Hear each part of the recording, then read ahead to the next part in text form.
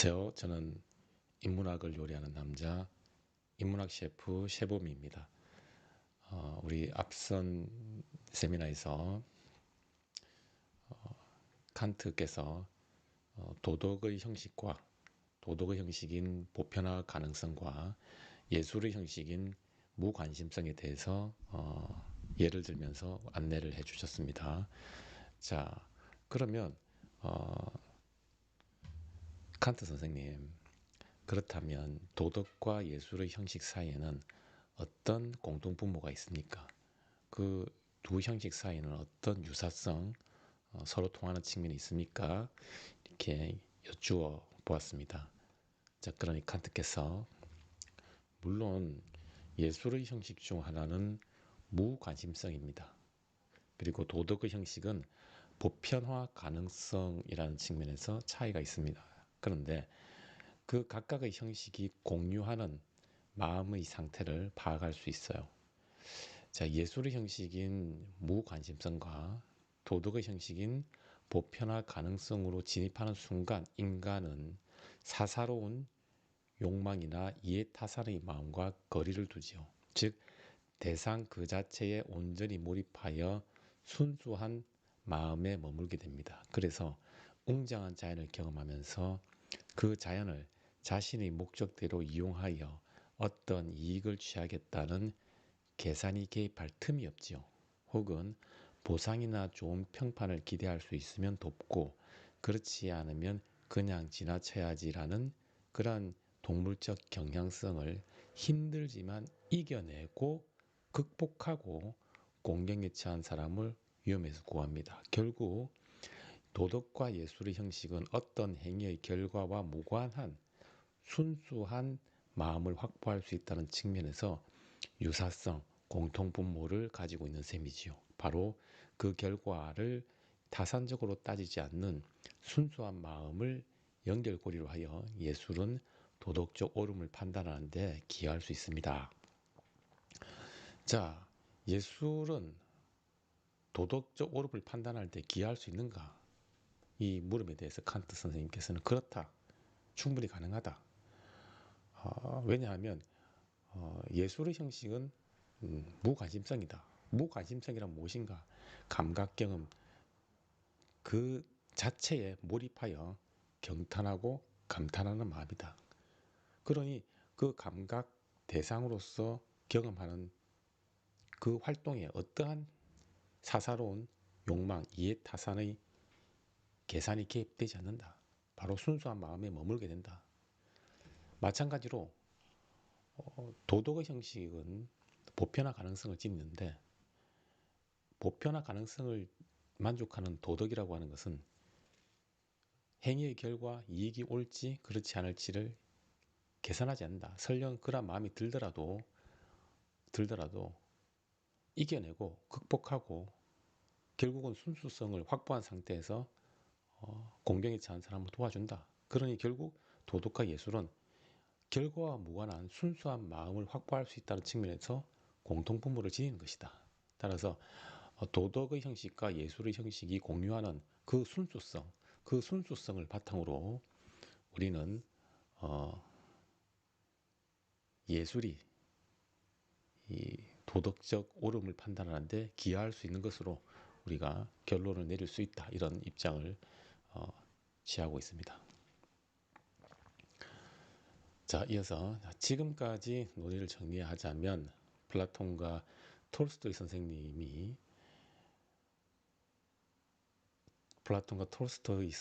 관점은 도덕주의 혹은 참여예술론으로 범주할 수 있습니다. 도덕주의에 따르면 예술은 사회를 도덕적으로 진보시키는 데 기여해야 합니다. 그래야 비로소 예술로서의 가치를 발휘할 수 있어요. 예술은 도덕적 교훈을 그 내용으로 담고 있지요. 예술에 담긴 도덕적 내용은 인간의 도덕적 품성을 기를 수 있도록 기여해야 한다는 믿음이 자리 잡고 있습니다. 나아가서 어떤 예술이 사회를 도덕적으로 타락시키고 있다고 판단하면 그러한 예술을 검열하여 제재를 가합니다. 하지만 예술의 영역에 도덕이 과도하게 개입하면 예술가의 자유로운 창작과 표현 활동을 제약할 수 있습니다. 이러한 측면은 도덕주의의 한계라고 생각합니다. 자, 그래서 제가 지금까지 세미나에서 학자분들께서 제시하는 의견 중에서 플라톤과 톨스토이 선생님의 입장을 도덕주의 혹은 참여예술론으로 범주화하고 있습니다.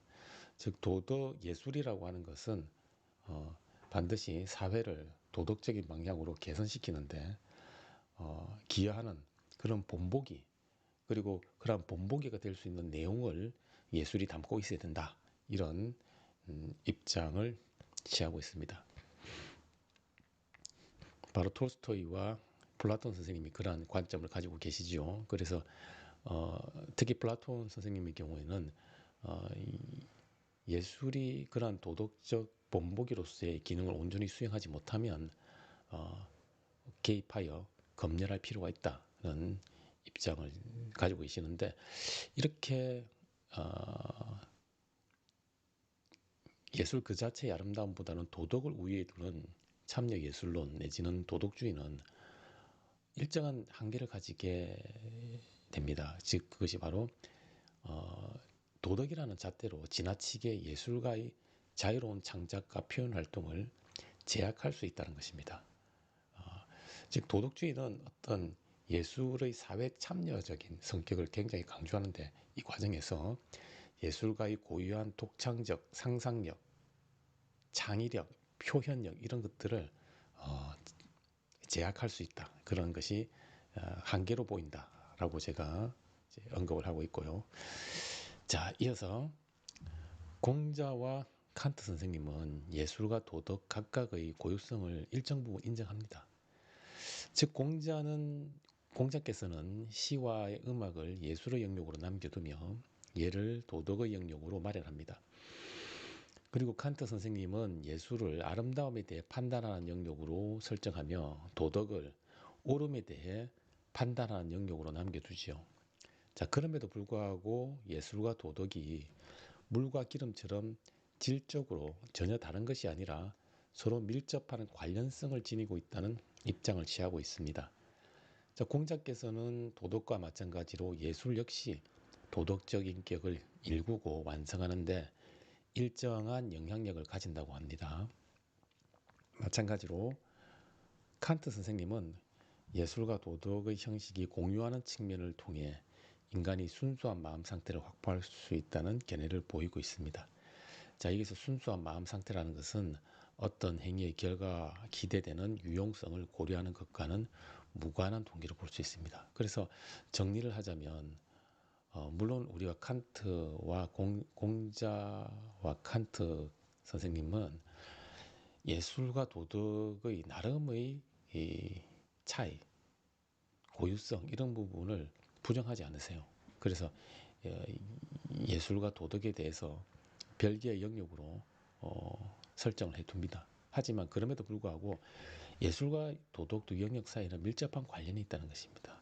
여러분, 우리 앞서 공자께서 제시한 의견에서 보았듯이 시라고 하는 예술을 통해서 감정을 풍부하게 일구고, 그리고 예를 통해서 걸러진 그 도덕적 감정을 음악이라는 예술을 통해서 상황의 변화에 잘 조화할 수 있는 유연함을 기르는데 활용을 할 수 있는 셈이죠. 그래서 시와 음악이라는 예술의 영역은 도덕성을 기르는데 영향을 미칠 수 있다, 이런 입장이시고, 마찬가지로 우리 칸트께서도 아름다움을 판단하는 예술의 영역과 도덕적 옳음을 판단하는 도덕의 영역은 그 판단의 형식에 있어서 일정한 차이가 있다는 걸 인정하고 있습니다. 하지만 그 도덕의 영역이 가지고 있는, 도덕 판단이 가지는 형식인 보편화 가능성과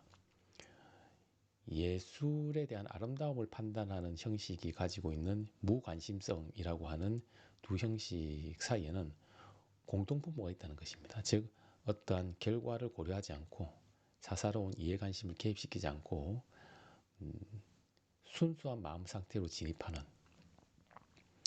그러한 측면을 공유하고 있기 때문에 우리가 예술을 통해서도 도덕적 옳음을 판단하는데 기여할 수 있다. 그래서 예술과 도덕 사이에 밀접한 관련이 있다. 그래서 우리 공자와 칸트 선생님은 예술과 도덕 사이를 물과 기름처럼 섞일래야 섞일 수 없는 영역이 아니라 밀접한 관련을 지을 수 있는 것으로 설정하고 있습니다.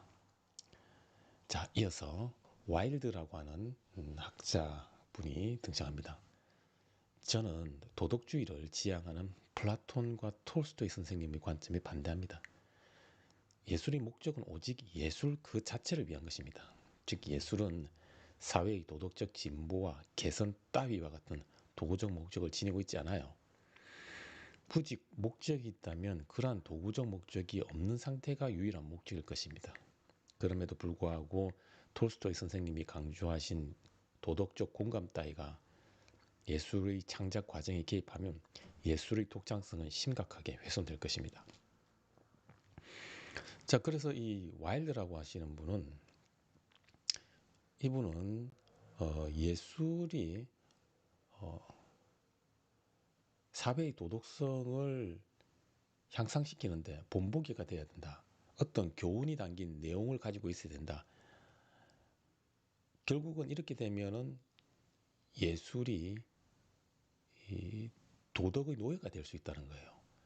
예술은 그런 도구적 목적을 지니고 있지 않다는 것입니다. 즉 예술은 예술 그 자체를 위한 것이다. 즉 예술가 자신의 독창적인 주관적인 아름다움, 창의성 이런 것들을 표현하는데 주안점이 있는 것이지 그런 도덕적 진보 혹은 도덕적 본보기 따위의 도구적 목적을 지니고 있지 않다는 겁니다. 만약 그럼에도 불구하고 예술이 도덕의 노예가 되기를 강요한다면 예술의 독창성이 훼손될 것이라고 보고 있습니다. 자, 이어서 스핑건께서 등장하셨습니다. 저 역시 도덕주의의 관점에서 예술의 가치를 규정하는 관점에 반대합니다. 예술과 도덕은 마치 물과 기름처럼 서로 다른 차원의 영역이지요. 그래서 섞일 수 없고 섞여서도 안 됩니다. 만약 도덕의 기준을 바탕으로 예술의 가치를 평가하려 든다면 이러한 시도는 터무니없는 주장을 늘어놓는 것에 불과합니다. 즉 어리석기가 그지없어요. 예를 들어 정삼각형은 도덕적이며 이등변 삼각형은 비도덕적이라느니 파이는 거짓말을 하지 않기 때문에 맛있다든지 국제법에 따라 재배된 배추가 훌륭하다느니 하는 따위의 발언들은 난센스입니다. 그래서 스핑건 역시 도덕주의 관점에서 예술의 가치를 규정하는 할 수 있는가 여기에 대해서 반대를 하는데 예술과 도덕은 전혀 다른 영역이라는 것입니다. 그럼에도 불구하고 이 예술의 영역에 도덕적 기준을 갖다 대려고 하는 것은 난센스다. 그것은 마치 정삼각형은 도덕적이며 이등변 삼각형은 비도덕적이다. 이러한 명제처럼 도저히 이 의미가 성립할 수 없는 난센스이다. 그래서 스핑건 역시 예술은 예술 고유의 독자성, 고유성 이런 것을 확보해야 된다. 이런 입장을 취하고 있습니다. 그래서 이 두 분은 이 예술관이 상당 부분 서로 통하고 있다. 이렇게 볼 수 있어요. 자, 그래서 제가 정리를 합니다. 와일드와 스핑건 선생님의 견해는 신미주의 혹은 도덕 순수 예술론으로 분류될 수 있습니다. 신미주의에 따르면 예술은 도덕적 교훈을 기술하는 교과서나 사회의 도덕적 진보를 위한 도구가 아닙니다. 예술의 가치는 오직 미적 가치 그 자체를 담아낼 때 온전히 드러납니다. 그런데 미적 가치는 상당 부분 주관적입니다. 예를 들어 예술가 자신은 특정한 예술적 표현을 통해 아름다움을 경험할 수 있겠지요. 하지만 다수의 대중은 그 예술적 표현이 불쾌할 뿐만 아니라 매우 퇴폐적이라고 평가할 수 있습니다. 그 결과 예술가의 지나치게 자유로운 표현 활동이 사회에 부정적인 영향을 미칠 수도 있어요. 결국 신미주의는 예술이 사회에 미치는 영향력에 대해서 간과하고 있다는 비판에 직면할 수도 있는 셈이지요. 자, 그래서 이 와일드와 스핑거는 신미주의 혹은 순수 예술론으로 우리가 분류를 할 수 있는데 신미주의와 순수 예술론에 따르면 예술의 자율성을 굉장히 강조합니다. 그렇기 때문에 도덕적 가치로서 예술적 표현을 어디까지 허용할 수 있고 어디까지는 허용해서는 안 된다. 이러한 개입은 예술의 자율성을 매우 훼손하기 때문에 예술을 도덕적 잣대를 바탕으로 검열하고 간섭하는 것을 굉장히 혐오하고 거부를 하고 있어요. 그런데 물론 이것이 이러한 신미주의와 순수 예술론의 관점이 예술의 자율성을 고양시킬 수 있다는 긍정적인 측면이 있지만 일정한 한계가 있다는 것입니다. 그 한계에 대해서 제가 언급하고 있는데요. 아름다움이라고 하는 것은 주관적이기 때문에 예술가 자신은 아름답다라고 표현했지만 그것이 대중이 볼 때는 너무 지나치게 선정적이고 퇴폐적이고 다소 우리의 직감에 비추어 볼 때 불쾌할 수 있다. 그래서 그것이 대중에게 굉장히 좋지 않은 영향을 미칠 수도 있다. 이런 측면을 신미주의 혹은 순수 예술론이 간과할 수 있다. 그런 한계를 제가 이렇게 언급을 하고 있습니다. 자, 이어서 우리 또 새로운 학자인 와일드라고 하는 분이 등장합니다. 새로운 학자분은 아니고 앞서 신미주의로 분류한 제가 학자분인데, 자, 계속해서 이분의 의견을 귀를 기울여 보겠습니다. 물론 대중은 특정한 예술적 표현에 대해서 혐오하고 부정적 평가를 쏟아내기도 합니다. 그런데 이러한 현상의 원인은 예술가나 작품에 있는 것이 아니라 예술 작품에 대한 식견이 부족한 대중에게 있습니다. 대중은 예술에 대한 전문적 훈련을 받지 않은 비전문가입니다. 그 결과 전문성을 지닌 예술가가 기존에 존재하지 않았던 새로운 방식으로 아름다움을 표현하면 대중은 그 예술적 표현을 이해하지 못하지요. 그리고 예술가가 진실과 아름다움을 자신의 작품을 통해 드러낼 때 대중은 그 예술적 표현이 도덕적이지 못하다고 비난까지 합니다. 예술에 대해 제대로 알지도 못하는 대중은 수준 높은 예술 작품의 진가를 알아보지 못하고 함부로 평가하지요. 그래서 이 와일드라고 하는 분은 신미주의 순수 예술론의 입장에서 대중이 가지고 있는 도덕적 잣대로 예술가의 자율적 표현 활동에 개입하는 것을 굉장히 혐오하고 있어요. 그래서 대중이 예술을 이해 못하는 것, 대중이 예술가의 작품에 대해서 오해를 갖는 것은 심지어 비전문적인 훈련을 받지 않은 식견이 부족한 데서 기인하는 것이다. 예술가나 예술 작품 그 자체는 아무런 문제가 없다. 그래서 예술의 자율성을 확보해 줄 필요가 있다. 이런 입장을 취하고 계십니다. 자, 이어서 새로운 학자인 이제 워홀이라고 하는 분이 등장합니다. 자, 와일드 선생님은 예술 전문가만이 접근할 수 있는 영역으로 착각하고 있습니다. 예술에 대한 이러한 환상에서 이제 깨어나야 합니다. 예술은 전문가들의 전유물이 아닙니다. 일반 대중도 쉽게 접근하여 이해하고 소비할 수 있는 방식으로 예술 활동이 이루어져야 합니다. 그렇게 되면 대중들도 예술 작품에 친숙하게 다가갈 수 있어요. 자, 그래서 저는 우리 일상에서 얼마든지 접할 수 있는 평범한 소재를 변형하여 작품으로 생산해냅니다. 참고로 저는 코카콜라병, 스프 통조림, 유명 연예인 이러한 소재를 잘 활용해서 제 작품에 가지고 옵니다. 그래서 저만의 독창적인 아름다움을 표현하지요. 이러한 대중 친화성 덕분에 전문가가 아니더라도 저희 작품을 누구나 쉽게 접근하여 이해할 수 있습니다. 자, 이 워홀이라고 하는 분은 예술다운 예술은 무엇인가 여기에 대해서 예술다운 예술은 대중에게 친근하게 다가갈 수 있어야 된다. 그래서 대중에게 친근하게 다가가려면 어떻게 해야 되는가? 대중이 일상에서 평범하게 접하는 이러한 재료들을 바탕으로 어떤 의미를 부여하여 공감을 얻으면 그것이 예술로서의 가치를 지닌다. 그래서 그 예술로서의 가치가 대중이라고 하는 그 우물을 벗어나서 예술 전문가만의 독자적인 영역이라고 생각하는 것은 그건 환상이고 착각이다. 대중도 쉽게 예술 작품에 접근하여 친근하게 다가가고 이해할 수 있어야 된다. 그래서 이분은 예술과 대중 사이의 친화성을 굉장히 강조합니다. 그래서 예술의 상업화 그런 부분에 대해서 얼마든지 인정을 하고 찬성하는 그러한 입장이라고 볼 수 있어요. 그래서 일종의 예술을 사업가적인 마인드로 바라보고 있는 그런 견해라고 볼 수가 있습니다. 자, 이어서 그러면 대중 친화성이 높다는 것은 결국은 그것이 상업화로 이어지지 않습니까? 제가 이렇게 여쭤보니 워홀이라는 분은 물론입니다. 대중 친화성 덕분에 대중은 기꺼이 가치를 지불하고 제가 생산해낸 예술 작품을 즐기며 소장하려고 합니다. 그래서 저는 대량으로 작품을 만들어 보급하려고 시도합니다.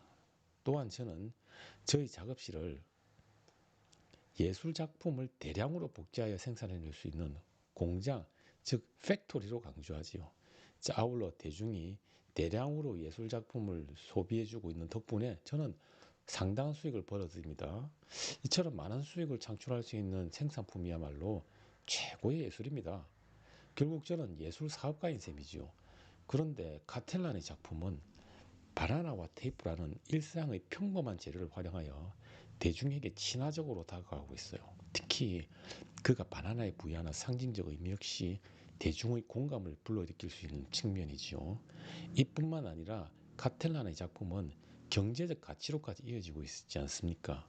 이 얼마나 예술적 가치가 큰 작품입니까? 그래서 저는 카텔란이 새로운 방식으로 예술적 표현을 시도하는 측면을 굉장히 긍정적으로 평가합니다. 자, 그래서 이 워홀이라고 하는 분은 예술의 가치란 무엇인가? 자, 이 물음에 대해서 예술은 결국은 대중 친화성을 띄어야 된다.